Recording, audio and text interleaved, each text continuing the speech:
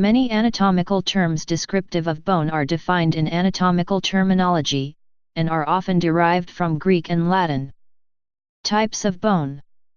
A long bone is one that is cylindrical in shape, being longer than it is wide.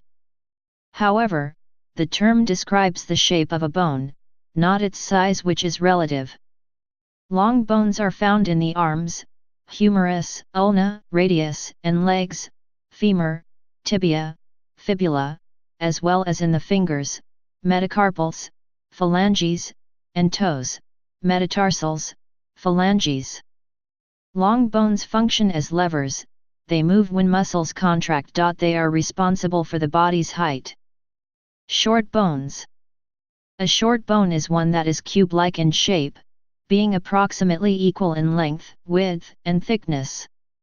The only short bones in the human skeleton are in the carpals of the wrists and the tarsals of the ankles. Short bones provide stability and support as well as some limited motion. Flat bones.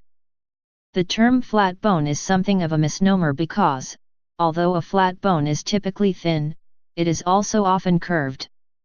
Examples include the cranial, skull, bones, the scapulae, shoulder blades, the sternum, breastbone, and the ribs. Flat bones serve as points of attachment for muscles and often protect internal organs. Flat bones do not have a medullary cavity because they are thin. Irregular bones. An irregular bone is one that does not have an easily classified shape and defies description. These bones tend to have more complex shapes, like the vertebrae that support the spinal cord and protect it from compressive forces. Many facial bones, particularly the ones containing sinuses, are classified as irregular bones. Sesamoid bones. A sesamoid bone is a small, round bone that, as the name suggests, is shaped like a sesame seed. These bones form in tendons, the sheaths of tissue that connect bones to muscles, where a great deal of pressure is generated in a joint. The sesamoid bones protect tendons by helping them overcome compressive forces. Sesamoid bones vary in number and placement from person to person but are typically found in tendons associated with the feet, hands, and knees. The only type of sesamoid bone that is common to everybody is the kneecap, patella, PL patelli, which is also the largest of the sesamoid bones. Protrusions. Rounded.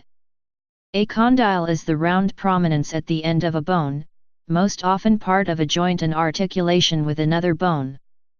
The epicondyle refers to a projection near a condyle, particularly the medial epicondyle of the humerus. These terms derive from Greek. An eminence refers to a relatively small projection or bump, particularly of bone, such as the medial eminence. A process refers to a relatively large projection or prominent bump, as does a promontory such as the sacral promontory. Both tubercle and tuberosity refer to a projection or bump with a roughened surface, with a tubercle generally smaller than a tuberosity. These terms are derived from tuber, Latin, swelling. A ramus, Latin, branch, refers to an extension of bone, such as the ramus of the mandible in the jaw or superior pubic ramus. Ramus may also be used to refer to nerves, such as the ramus communicans. A facet refers to a small, flattened articular surface. Pointed. A line refers to a long, thin projection, often with a rough surface. Ridge and crest refer to a long, narrow line. Unlike many words used to describe anatomical terms, the word ridge is derived from Old English. A spine, as well as referring to the spinal cord, may be used to describe a relatively long, thin projection or bump. Special. These terms are used to describe bony protuberances in specific parts of the body. The malleolus, Latin, small hammer, is the bony prominence on each side of the ankle. These are known as the medial and lateral malleolus. Each leg is supported by two bones, the tibia on the inner side, medial, of the leg and the fibula on the outer side, lateral, of the leg. The medial malleolus is the prominence on the inner side of the ankle, formed by the lower end of the tibia. The lateral malleolus is the prominence on the outer side of the ankle, formed by the lower end of the fibula. The trochanters are parts of the femur, to which muscles attach. It may refer to the greater, lesser, or third trochanter. Cavities. Openings. The following terms are used to describe cavities that connect to other areas. A foramen is any opening, particularly referring to those in bone. Foramina inside the body of humans and other animals typically allow muscles, nerves, arteries, veins, or other structures to connect one part of the body with another. A canal is a long, tunnel-like foramen, usually a passage for notable nerves or blood vessels. Blind-ended. The following terms are used to describe cavities that do not connect to other areas. A fossa, from the Latin fossa, ditch or trench, is a depression or hollow, usually in a bone, such as the hypophyseal fossa, the depression in the sphenoid bone. A meatus is a short canal that opens to another part of the body. A fovea, Latin, pit, is a small pit, usually on the head of a bone. The most well-known example of a fovea is the fovea centralis, a depression in the retina of the eye. Walls. The following terms are used to describe the walls of a cavity. A labyrinth refers to the bony labyrinth and membranous labyrinth, components of the inner ear, due to their fine and complex structure. A sinus refers to a bony cavity, usually within the skull. Joints. A joint, or articulation, is the region where adjacent bones contact each other, for example the elbow, shoulder, or costovertebral joint.